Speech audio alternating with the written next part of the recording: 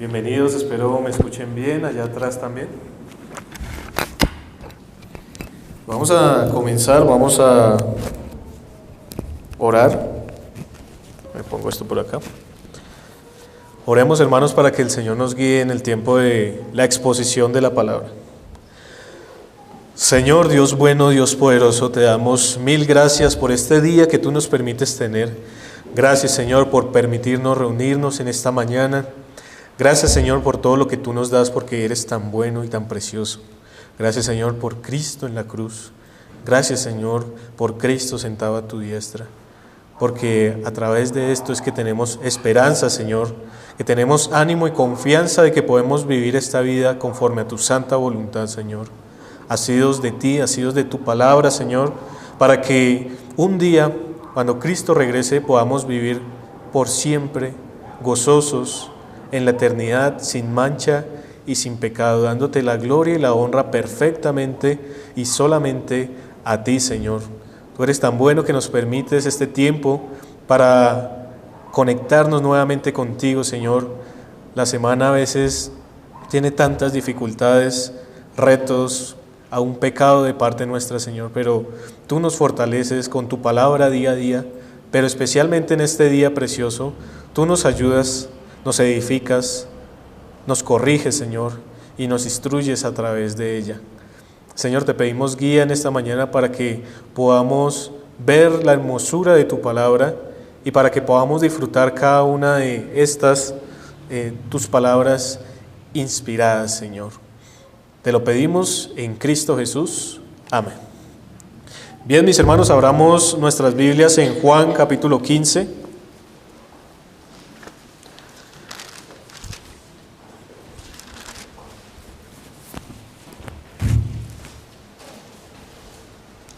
Juan capítulo 15.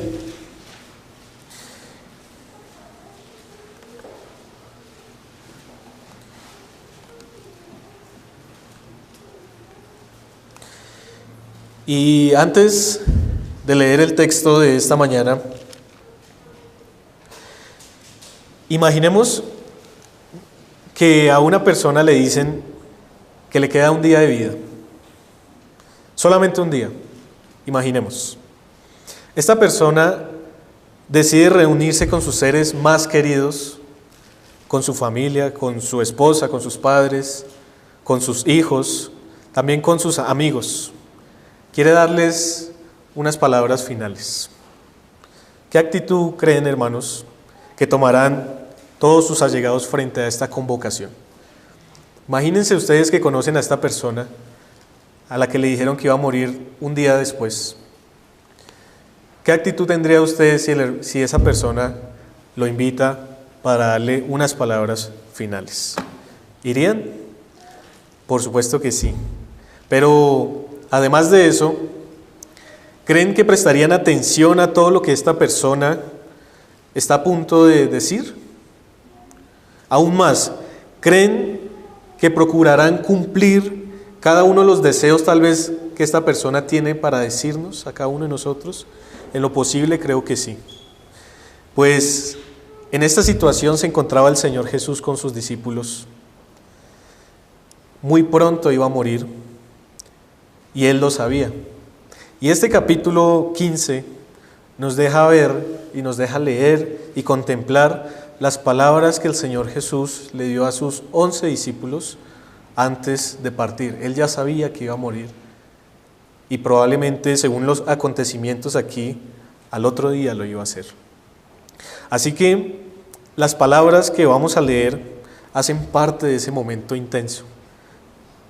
Y creo que es importante, hermanos, que así como de pronto podemos imaginar una persona que va a morir y nos quiere decir algo, también pensemos en eso en esta mañana y escuchemos la palabra del Señor. Las palabras escritas por Juan aquí en el capítulo número 15 y lo que nosotros vamos a leer, que probablemente va a ser del versículo 1 al versículo número 6, nos van a enseñar algo. Lo que nos va a decir Juan aquí es que la unidad íntima y orgánica entre la vid y los pámpanos, que es un tema conocido por nosotros, por muchos de los cristianos, la unidad íntima y orgánica entre la vid y los pámpanos es la unidad espiritual que tiene Cristo con su pueblo. Y ahí nos vamos a centrar hoy, mis hermanos, con el propósito de poder ver que esta vida que nosotros andamos, todos los problemas que tenemos día a día, seamos nuevos o seamos antiguos en la fe, llamémoslo así, solamente se solucionan confiando y permaneciendo en Cristo Jesús. Entonces, les invito a que leamos la palabra del Señor y quisiera invitarles a que se coloquen un momento de pie para que la leamos.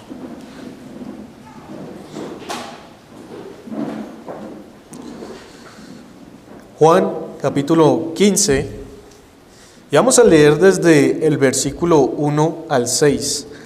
La idea de el capítulo 15 va desde el versículo 1 hasta el 17, pero por causa de tiempo vamos a leer solamente y vamos a detenernos en estos 6 versículos. Dice así la palabra del Señor: Yo soy la vid verdadera, y mi Padre es el labrador. Todo pámpano que en mí no lleva fruto, lo quitará, y todo aquel que lleva fruto, lo limpiará para que lleve más fruto. Ya vosotros estáis limpios por la palabra que os he hablado. Permaneced en mí, y yo en vosotros.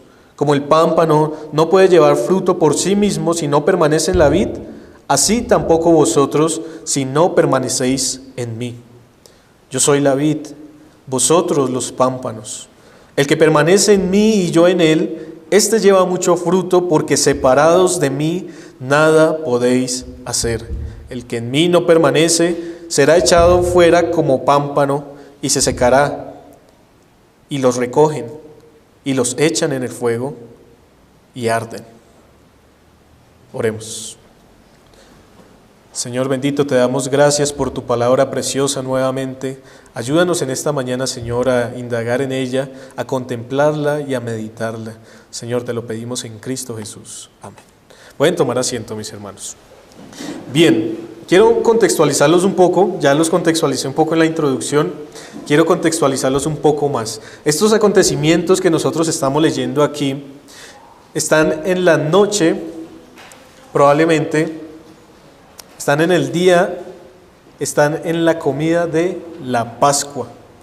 Hay un orden en estos capítulos, desde el capítulo número 14 probablemente, hasta el capítulo número 16, y ese orden de acontecimientos es el lavamiento de los pies que el Señor Jesús hace a sus discípulos, la identificación de Judas el traidor, y eso es muy importante para lo que vamos a ver, la partida de Judas, porque ya iba a cometer entonces su traición, la institución de la cena del Señor, los discursos, que precisamente uno de esos discursos es el capítulo número 15, de camino al Getsemaní, la gran oración, la agonía en el Getsemaní y la traición y el arresto. En este espacio, en esta serie de acontecimientos es que nosotros nos encontramos cuando el Señor Jesús dice: yo soy la vid verdadera y mi Padre es el labrador. Ahora, para poder entender el tema de la vid y el tema de esta porción que he decidido traerles esta mañana, tenemos que tener en cuenta 3 cosas principales. Una de esas primeras cosas, en primer lugar, es el contexto agrícola de Israel. Ahora, ellos estaban familiarizados con el lenguaje que el Señor Jesús iba a utilizar. Nosotros de pronto no tanto. Cuando el Señor Jesús habla de la vid en este contexto, está haciendo referencia a una alegoría para expresar una verdad. Ahora, quisiera explicarles un poco, aunque sé que hay cosas que son obvias, pero la vid es una planta, es un arbusto arbóreo, de donde salen unos brotes que cuando van creciendo se llaman sarmientos, y de esos sarmientos sale un fruto, que es la uva. Entonces de ahí salen los racimos. Entonces cuando el Señor Jesucristo dice yo soy la vid verdadera, está haciendo referencia a esa planta arbórea que era muy común en Israel.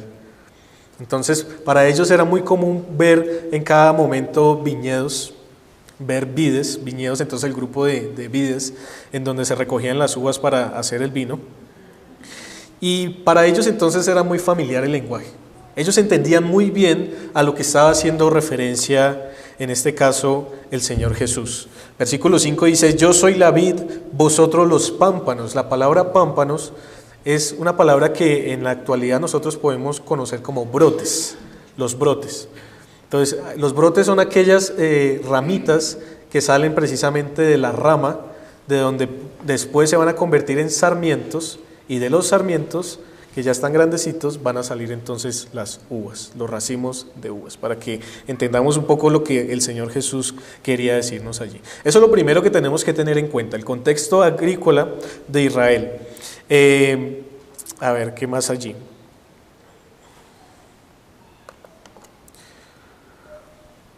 Bien, el segundo aspecto que debemos tener en cuenta acá es el contexto en el que está el Señor Jesús y los acontecimientos que estaban ocurriendo. Algo que acababan de hacer, hermanos, en este momento era instituir la cena del Señor. Es decir, que ese fruto de la vid que estaban bebiendo para hacer memoria del Señor Jesús, de ahí en adelante, con esa institución, también es importante que lo tengamos en cuenta. Pero una tercera cosa también que debemos tener en cuenta acá es a Israel, porque a Israel se identificaba con la vid.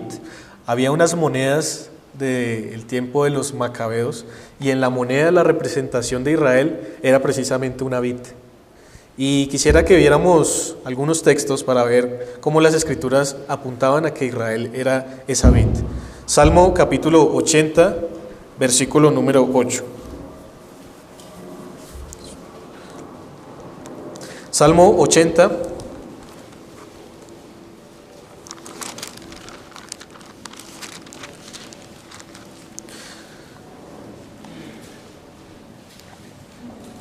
versículo número 8.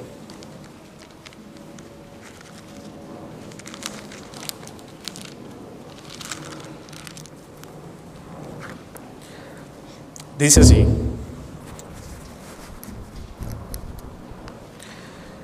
hiciste venir una vid de Egipto, echaste las naciones y la plantaste.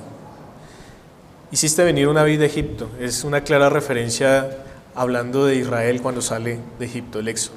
Por ejemplo, en Isaías, no busquen solamente lo voy a leer, capítulo 5, versículo 1 dice: ahora cantaré por mi amado el cantar de mi amado a su viña. Tenía mi amado una viña en una ladera fértil, la había cercado y despedregado y plantado de vides escogidas, había edificado en medio de ella una torre y hecho también en ella un lagar, y esperaba que diese uvas, y dio uvas silvestres. Ahora pues, vecinos de Jerusalén y varones de Judá, juzgad ahora entre mí y mi viña. ¿Qué más se podría hacer a mi viña que yo no haya hecho en ella? ¿Cómo, esperando yo que diese uvas, ha dado uvas silvestres? Entonces, estas dos referencias y otra también en Ezequiel capítulo 15, versículo 2, nos deja ver que lo que normalmente los israelitas entendían cuando hablaban de vid, en un sentido alegórico, en un sentido espiritual, también era Israel como pueblo, como nación. Ahora, teniendo en mente esas dos últimas cosas, que acababan de celebrar la cena del Señor y que habían sacado el vino del fruto de una vid, y que Israel era la vid en este contexto, podemos entender por qué el Señor Jesús ahora en Juan capítulo 15, versículo 1 dice: yo soy la vid verdadera. Yo soy la vid verdadera. Lo que Cristo estaba diciendo aquí de inicio era: la vid verdadera no es la vid de donde sacamos el vino para celebrar esta cena. La vid verdadera no es Israel, soy yo. Es la manifestación plena y completa de lo que conocemos, o de lo que conocían ellos y que nosotros ahora conocemos por la palabra, que es la vid. Entonces, Él es la nueva realidad. Él es la manifestación completa de las sombras y figuras que apuntaban precisamente al Hijo de Dios. Y esto es importante que lo tengamos en cuenta para lo que Él va a seguir enseñándonos. Dice el versículo 2: todo pámpano que en mí no lleva fruto, lo quitará, y todo aquel que lleva fruto lo limpiará para que lleve más fruto. ¿Quién? El versículo 1 nos dice, y mi Padre es el labrador. Esto quiere decir que Dios, el Padre, es aquel que se encarga de santificar y aquel que se encarga también de arrancar a aquellos que no son verdaderos pámpanos que den fruto. El ciclo biológico más importante de la vid es la maduración. Es importante que sus frutos puedan ser perfeccionados, puedan salir de la mejor calidad, pero es interesante, hermanos, que si ustedes van y miran cómo se hace esto, siempre se necesita de la mano del hombre para que esto pueda ser lo mejor posible. Y la manera en que el hombre hace y perfeccionar ese fruto es a través de algo que se conoce como la poda, podarla. Y en las vides hay dos tipos de poda. Una poda es de formación y otra poda es de fructificación. Entonces me tocó ponerme a estudiar sobre las vides y todo esto para poder entender lo que el Señor Jesús estaba diciendo acá y para poderles mostrar a ustedes también. Resulta que del verano al otoño es la última etapa de crecimiento de las uvas. Y todos estos datos son importantes para relacionarlos con la vida del pueblo de Dios. Luego de esta etapa, en donde salen las uvas, viene la vendimia como tal. Pero entonces el versículo número 2 nos dice, todo pámpano que en mí no lleva fruto lo quitará, y eso lo vamos a ver más adelante, pero esta parte es la que me interesa ahora. Y todo aquel que lleva fruto lo limpiará para que lleve más fruto. ¿En qué consiste la poda, hermanos? Consiste en cortar aquellos sarmientos, o sea, aquellas ramitas que ya habían salido, que son estériles, pero también en quitar las hojas, el espesor que puede obstruir el crecimiento de las uvas. Ustedes pueden ir a el internet, por ejemplo, y ver cómo es este proceso. Y en este proceso entonces cogen unas tijeras especiales y empiezan a cortar los sarmientos. Y empiezan a podar toda esa vid que parece, desde mi perspectiva, parece que la estuvieran dañando. Parece que la estuvieran cortando por todas partes y echando a perder. Sin embargo, es un proceso que es necesario para que las uvas puedan crecer de la manera correcta. La doble enseñanza que Jesús nos está dando aquí consiste en preparar para lo que viene a los discípulos, pero también para advertir a los falsos creyentes de su final. Porque resulta que si ustedes leen el capítulo 15 completo y el capítulo 16 de Juan, lo que el Señor Jesús está haciendo aquí es preparar a los discípulos para todos los problemas, la persecución, las angustias y las tribulaciones que iban a vivir aún siendo discípulos del Señor Jesús. Dice el Señor Jesús allí, si a mí me aborrecen, ¿cuánto más o cuánto menos creen que los van a aborrecer a ustedes? Así que en esto nosotros nos podemos empezar a identificar un poco. La vida cristiana, hermanos, es una vida llena de dificultades, de padecimientos. Pero noten algo que hasta ahora estamos analizando acá, y es que la vid a la cual nosotros estamos unidos, que es la verdadera, es Cristo. Pero no solamente eso, sino que el Padre está obrando en nosotros, puliéndonos, podándonos para que podamos dar el mejor fruto posible. Eso es lo que el Señor Jesús les está dando allí, les está enseñando allí a través de esta alegoría. Porque al igual que como Él cuida la viña y quita los pámpanos que no dan fruto físico, así también el Padre rechaza a aquellos que no dan fruto espiritual. Pero aquellos que están unidos vitalmente a la vid son podados para que puedan dar un fruto mucho mejor. Y no como leíamos, como yo leí ahorita en Isaías capítulo 5 de Israel, que en vez de dar las uvas que debía dar, terminó dando uvas silvestres, uvas que no servían para el consumo, que no servían para hacer el vino. Entonces, esto es lo que hace el Señor a través de lo que en la naturaleza o en los procesos, digamos, biológicos de la vid se conoce como la poda de formación y la poda de fructificación.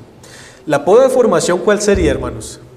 La poda de formación es de inicio, es en el momento en que tienen que cortar todos los sarmientos para que empiecen a brotar nuevamente otros, los pámpanos, y para que de ahí entonces empiecen a salir las uvas. Esto, hermanos, nosotros lo podemos relacionar con la nueva vida que el Señor nos ha dado. La poda de formación, la poda de fructificación, nosotros la podemos relacionar con aquella obra constante que el Señor hace en nuestras vidas, es decir, la santificación. Es un crecimiento, es un proceso, es una necesidad del Señor de que a través de las circunstancias y de las personas pode nuestro espesor, pode esas partes o esas personas o esas circunstancias o esos aspectos de nuestras vidas que son inútiles, que es precisamente lo que el Señor quiere enfatizar acá. Aquello que no sirve es inútil, y aquello que es inútil es arrancado y echado para ser quemado. En el Israel había un lugar en donde toda la basura y todo lo inútil se recogía y se echaba. Luego, la palabra que se utilizaba para ese sitio, nosotros la podemos venir a conocer como el Gehenna. ¿Y qué es eso? El infierno. Resulta que el infierno tiene ese contexto, hermanos, de que aquello que está en el infierno es algo que es inútil, algo que no puede hacer absolutamente nada bueno.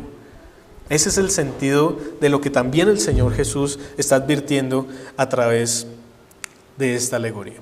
Entonces, esta conexión vital que se tiene entre los pámpanos y la vid es esencial para la fertilidad, es esencial para los frutos. Dice el versículo 4, permaneced en mí y yo en vosotros, como el pámpano no puede llevar fruto por sí mismo si no permanece en la vid, así tampoco vosotros si no permanecéis en mí. Dejemos solamente el versículo 4. Esa palabra que el Señor utiliza ahí, comenzando el versículo número 4, permaneced.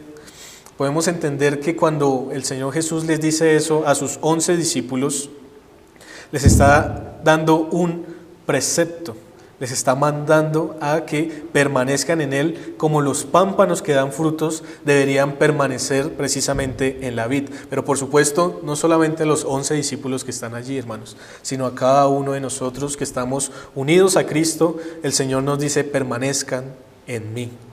Ahora, esto no entra en conflicto con lo que nosotros conocemos, por ejemplo, miren un poco atrás, en Juan capítulo 10, versículo 28. Dice Juan 28, y yo les doy vida eterna, y no perecerán jamás, ni nadie las arrebatará de mi mano. Esto no entra en conflicto con la seguridad de la salvación, hermanos. Esto en realidad es el proceso y el resultado natural de esa unión que ahora tenemos con el Señor Jesús. Es decir, si nosotros estamos unidos vitalmente a la vid, es natural, es orgánico, es una consecuencia lógica que demos fruto. ¿Y cuál es ese fruto? Bueno, la palabra nos habla de varios aspectos de ese fruto. Gálatas capítulo 5, versículo 22 nos dice, mas el fruto del Espíritu es amor, gozo, paz, paciencia, benignidad, bondad, fe, mansedumbre, templanza. Efesios capítulo 5, versículo 9 nos dice, porque en otro tiempo erais tinieblas, mas ahora sois luz en el Señor. Andad como hijos de luz, porque el fruto del Espíritu es en toda bondad, justicia y verdad. Y este texto, Hebreos capítulo 12, versículo 11, creo que da muy en el blanco de lo que el Señor Jesús está diciendo en Juan 15. Dice, es verdad que ninguna disciplina del presente parece ser causa de gozo, sino de tristeza, pero después da fruto apacible de justicia a los que en ella han sido ejercitados. Y noten la relación que Hebreos 12 tiene con Juan 15. Cuando hablamos de la poda y de ese corte, aun cuando uno lo ve, eso no se ve agradable. Parece que estuvieran destruyendo la pobre vid. Y creo que cuando hablamos de esa poda que el Señor hace en nuestras vidas, es a través de esas circunstancias, de las personas, de la disciplina que el Señor pone en nuestras vidas para corregirnos, para que podamos ser conformados a la imagen del Señor. ¿Y quién quiere ser disciplinado? Ninguno de nosotros. ¿Quién quiere ser podado? Creo que ninguno de nosotros. Sin embargo, aunque es algo que es fuerte, que es doloroso, no deja de ser beneficioso y no deja de ser útil para la vida cristiana. Es necesario, hermanos, que pasemos por muchas tribulaciones para que podamos seguir creciendo y aprendiendo en el Señor. Cada una de las situaciones que ustedes viven, hermanos, y que yo vivo, sea de enfermedad, sea de tristeza, sea de depresión, de angustia, sea de pecado, problemas financieros, etcétera, todo eso el Señor lo ha permitido para que seamos podados a través de eso y que a través de eso podamos seguir creciendo y siendo conformados a la imagen del Señor y recibiendo la paz del Señor y teniendo esa unión vital con Cristo podamos descansar en Él. Así que cada una de esas situaciones que ustedes viven, mis hermanos, y que yo vivo, las vamos a seguir viviendo toda nuestra vida, porque es necesario que seamos podados. Y porque es necesario que a través de todas estas circunstancias nosotros demos un fruto apacible de justicia, un fruto que son ese racimo de uvas delicioso que se puede ver en una viña, y esas uvas deliciosas son la bondad, la justicia, la mansedumbre, la templanza, etc. Así que eso es lo que el Señor Jesús le está diciendo a sus discípulos cuando dice: yo soy la vid, vosotros los pámpanos. Cuando dice: yo soy la vid verdadera y mi Padre es el labrador. Pero también no solamente habla a sus discípulos, sino habla de aquellos pámpanos que son inútiles, aquellos pámpanos que no sirven para nada, que están ahí unidos a la vid, pero en realidad no están unidos a la vid, que no tienen esa conexión vital, que no tienen esa vida de la vid, que parecen que van a dar fruto, pero que así como Israel dio frutos silvestres, así también ellos lo dan, algo que es inútil, algo que no sirve para nada. Y dice el versículo número 6: el que en mí no permanece será echado fuera como pámpano. Ahí es cuando lo corta el Señor, lo saca de la vid, y se secará, y los recogen y los echan en el fuego y arden. Esto es interesante porque acá hay 5 actos del labrador. 5 actos, acabamos de leer. Y estos 5 actos se hacen a aquellos que rechazan la luz, podríamos decirlo así. 5 actos. Primero, dice el versículo 6, es echado fuera como cualquier otro pámpano. Lo que el Señor Jesús quiere decir acá es que aquellos que no están unidos a la verdadera vid ya están condenados, son echados fuera. Y eso es algo que ya Juan nos había dicho. Por ejemplo, miremos capítulo 3, versículo 18, lo leo rápidamente. El que cree en Él no es condenado, pero el que no cree ya ha sido condenado porque no ha creído en el nombre del unigénito Hijo de Dios. Es decir, en el momento en que este pámpano no está conectado a Cristo, inmediatamente está condenado, porque no ha creído en el Señor Jesucristo. Es decir, esa unión vital que tenemos con el Señor Jesucristo es a través de la fe. Y eso es lo que el Señor está diciendo acá. Versículo 6 dice: el que en mí no permanece será echado fuera como pámpano. Entonces inmediatamente el labrador que está trabajando en la viña va y observa, él sabe cuál es sí y cuál no, y va y corta los que no sirven, los que no están unidos. Juan capítulo 6, ahí más adelante, versículo 37.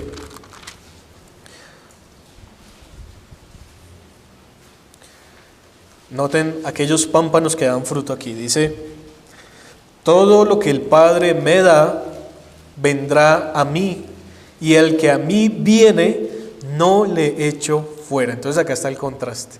Aquellos que vienen a Jesús, el Padre, que es el labrador, no les echa fuera.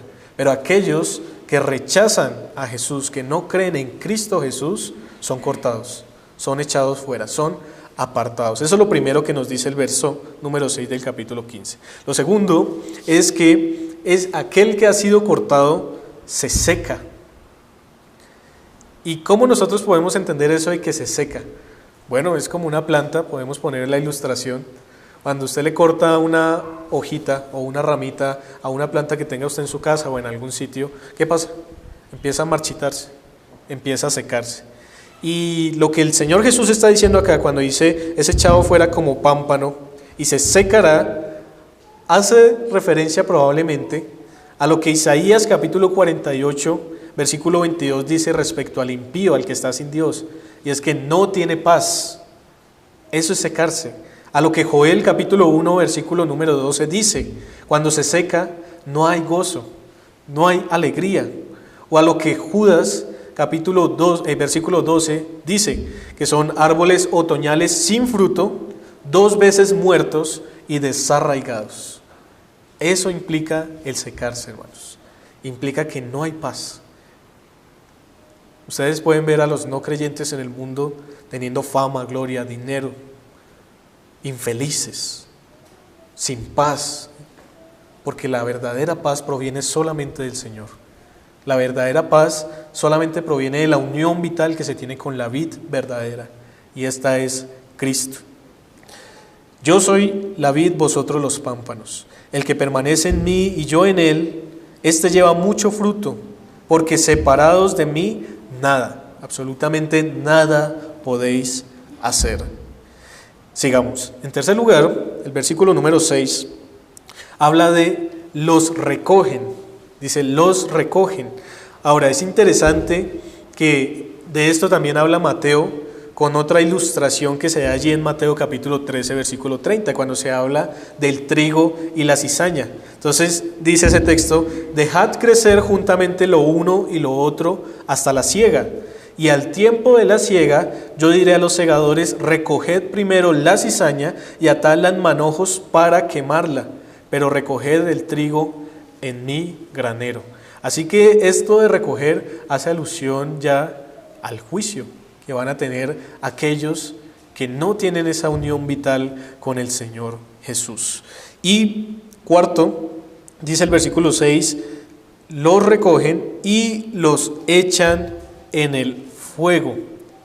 Bueno, esto ya está más claro, es una alusión a la condenación, al juicio como tal que van a tener aquellos que no están conectados a la vid. Mateo capítulo 13, versículo 41 y 42 habla de que son echados al fuego, donde por ejemplo Mateo 7 también nos habla, será el lloro y crujir de dientes. Versículo 6 al final dice, y arden. Este sería el quinto aspecto. Mateo capítulo 25, versículo 46 dice, e irán estos al castigo eterno. Este quemar o este arder que se ve aquí en este texto no significa aniquilación como algunos dicen. Lo que significa es que hay un juicio, que lo que ellos hacían separados del Señor, absolutamente nada, ahora lo van a hacer por toda la eternidad, porque van a estar alejados de la gloria y de la presencia del Señor en ese sentido. Cuando hablamos de fuego, hermanos, tengan en cuenta que cuando hablamos de infierno y cuando hablamos de fuego, no estamos hablando de un fuego literal. Estamos hablando en relación a lo que les decía al principio del Gehenna. O sea, ese lugar de basura en donde se prendía esa basura y había un fuego continuo. Pero eso lo que nos deja ver es el símbolo como tal de la condenación eterna. No es que vaya a haber un fuego eterno que nunca se apague, sino es el sufrimiento de estar apartados del Señor por toda la eternidad. ¿Recuerdan cuando la palabra dice, si tu ojo pecare, sácalo de ti? Porque es mejor entrar a la vida sin un ojo que irnos completos al fuego eterno. El ojo que se debe sacar no es literal, y el fuego tampoco lo es, hermanos. Lo que el Señor Jesús está enseñando es sobre una vida santificada, una vida apartada del mal. Porque si continuamos y permanecemos en el mal y no en él, probablemente no seamos pámpanos que produzcan un fruto verdadero.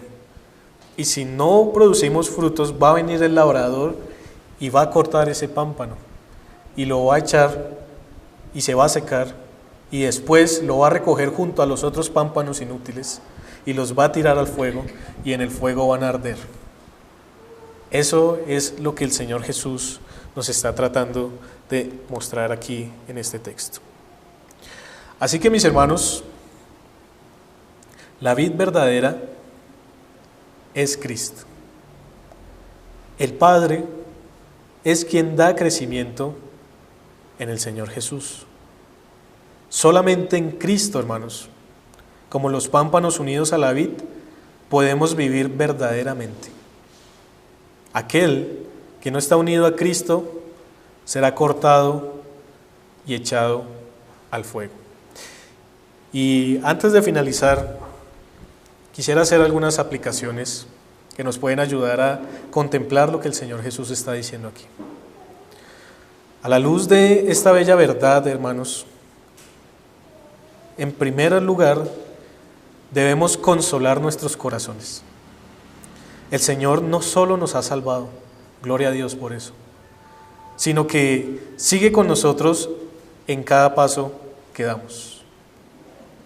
Nosotros no podemos pensar como cristianos que el Señor Jesús nos salvó, y aunque eso es tremendamente inmenso, hermanos, en su gracia el Señor no solamente nos salvó, sino que nos guarda día a día, nos ama en constancia, constantemente. Dios en su gracia nos capacita para que vivamos esta vida. Por eso es que Pablo dice, ya no vivo yo, mas vive Cristo en mí. Y lo que ahora vivo en la carne, lo vivo en la fe del Hijo de Dios, el cual me amó y se entregó a sí mismo por mí. Nuestras vidas, hermanos, no son vidas solamente me salvé y ya. Son vidas en gratitud, son vidas de servicio y de respuesta a esa grande salvación que hemos recibido, única y exclusivamente por la gracia de Dios. Y por eso es que nosotros respondemos, y por eso es que nosotros perseveramos, permanecemos, para dar ese fruto digno de arrepentimiento.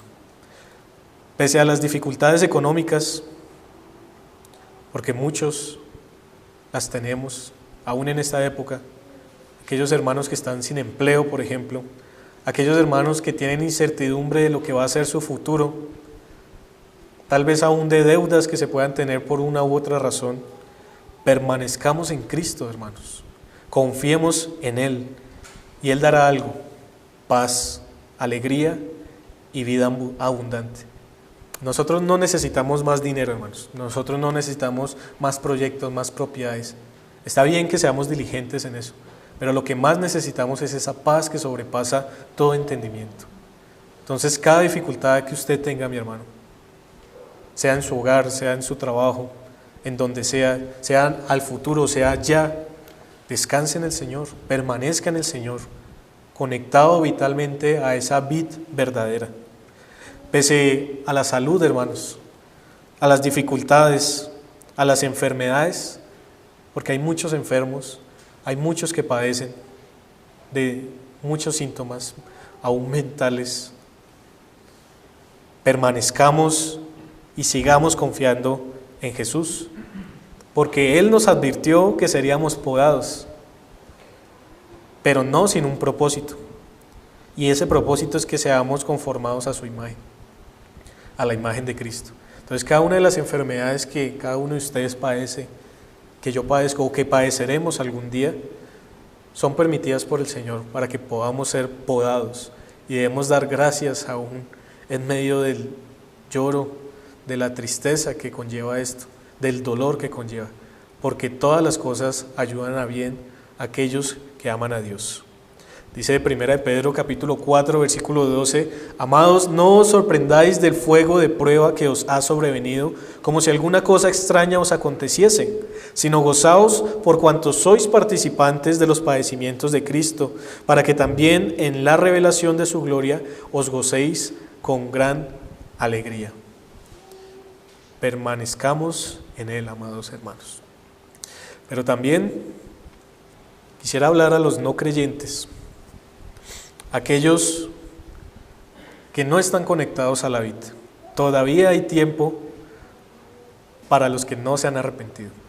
Todavía hay tiempo de arrepentirse de sus pecados y de confiar en el único que puede dar vida. Esto es Dios en Cristo Jesús. La muerte entró por un hombre, por Adán, pero por otro hombre, Cristo, vino la salvación. No hay otras vidas, hermanos. No hay un viñedo fuera del Señor. Para vivir verdaderamente Debemos arrepentirnos de nuestros pecados y confiar completamente en el Cordero de Dios, el Cordero de la Pascua, en el pan de vida, aquel que se partía para celebrar la cena y que se parte hoy, y en la vid verdadera, de donde se derramó esa sangre preciosa para redención nuestra. Y por último, hermanos, recordemos que sin Cristo no hay nada útil para hacer. Todo lo que somos, lo somos en Cristo, la vid verdadera. Oremos. Amado Señor, Dios bueno, gracias por tu palabra, Señor. Gracias, Señor, por tu verdad, por tu consuelo, Señor, por ayudarnos a descansar en ti, Señor. A veces estamos tan cargados de problemas, tan cargados de cosas, Señor. Pero cuando acudimos a ti, tú nos libras de estas cargas pesadas. Límpianos, Señor. Ya hemos sido limpiados a través de tu palabra preciosa que nos instruye y que nos ha dado vida para que podamos creer en nuestro amado Salvador. Pero síguenos limpiando, Señor, síguenos podando porque lo necesitamos, Señor. Nosotros no sabemos qué es lo mejor para nosotros, pero tú sí lo sabes. Y por eso, Señor, ponemos todas estas cargas en tus manos, para que tú, como nuestro Padre querido, nos guíes. Amado Señor, tú eres el labrador, tú eres quien nos santifica, pero también, Señor, eres quien corta a aquellos que no creen en ti. Pero rogamos por ellos, Señor, para que tú los salves, para que tú les des el don del arrepentimiento y la fe, para que les des nueva vida y puedan venir a los pies de Cristo, Señor. Señor, ayúdanos con las dificultades que tenemos y danos fuerzas en consolarnos únicamente en la vid verdadera.